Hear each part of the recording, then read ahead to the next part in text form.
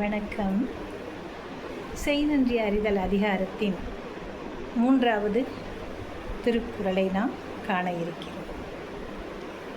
முன்ன சொன்ன மாதிரி தான், ஒருவர் நமக்கு ஒரு உதவியை செய்யும்போது அது நமக்கு என்ன பண்ணுது?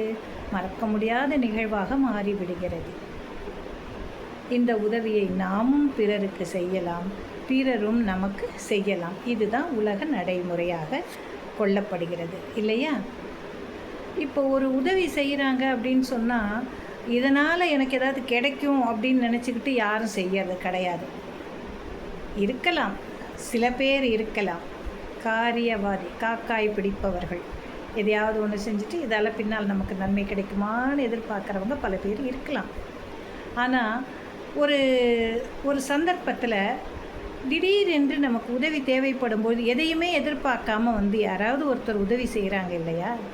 அவங்க பயன் தூக்கார்னு பேர். அவங்களுக்கு என்ன பேர்? பயன் தூக்கார். பயனை எதிர்பார்க்க மாட்டாங்க. ஐயோ, இவங்களுக்கு இந்த உதவி இந்த நேரத்தில் தேவைப்படுகிறதே, இதை நாம் செய்வோமே என்று துடித்து போய் நமக்கு செய்வார்கள். எதனால்? கருணையின் பால், அன்பின் பால்.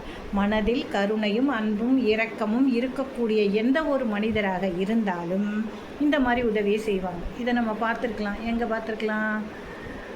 திடீர்னு வெள்ளம் ஆயிடுச்சு, சென்னை நகரமே மிதந்துக்கிட்டு இருக்கு. யார் யாருக்கோ உதவி செய்கிறார்கள். குழந்தைங்கள தூக்கிட்டு வராங்க, போட்டில் அழைச்சிக்கிட்டு வராங்க, வயசானவங்களை தூக்கிக்கிட்டு வராங்க. எத்தனையோ உதவிகள் யாருக்குமே தெரியல.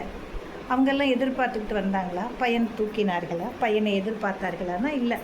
இப்போ அவங்களெலாம் கூப்பிட்டு அரசாங்கம் அவங்களுக்கு கௌரவப்படுத்தியதா? யாரெல்லாம் உதவி செஞ்சீங்க வாங்க? இல்லை.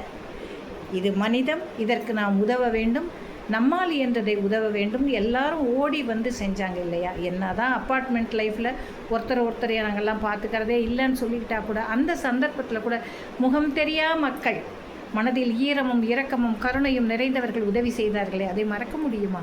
அதுதான் பயன் தூக்கார், பயனை எதிர்பாராத மக்கள். பயன் தூக்கார் செய்த உதவி நயந்தோக்கின் நன்மை கடலின் பெரிது. பயன் தூக்கார் செய்த உதவி நயந்தோக்கின் நன்மை கடலின் பெரிது. எந்த விதமான எதிர்பார்ப்புகளும் இல்லாமல் ஒருவர் மற்றவருக்கு உதவி செய்யும் பொழுது அவர்களுடைய அன்பு, கருணை, இரக்கம் அங்கு வெளிப்படுகிறது இல்லையா? அதுதான் அதை நயந்தூக்கின், அதை சீர் செஞ்சு நம்ம ஆராய்ந்து பார்த்தால், நயந்தூக்கின்னு அர்த்தம் ஆராய்ந்து பார்த்தால் எப்படி இருக்குது? அதனுடைய நன்மை கடலை விட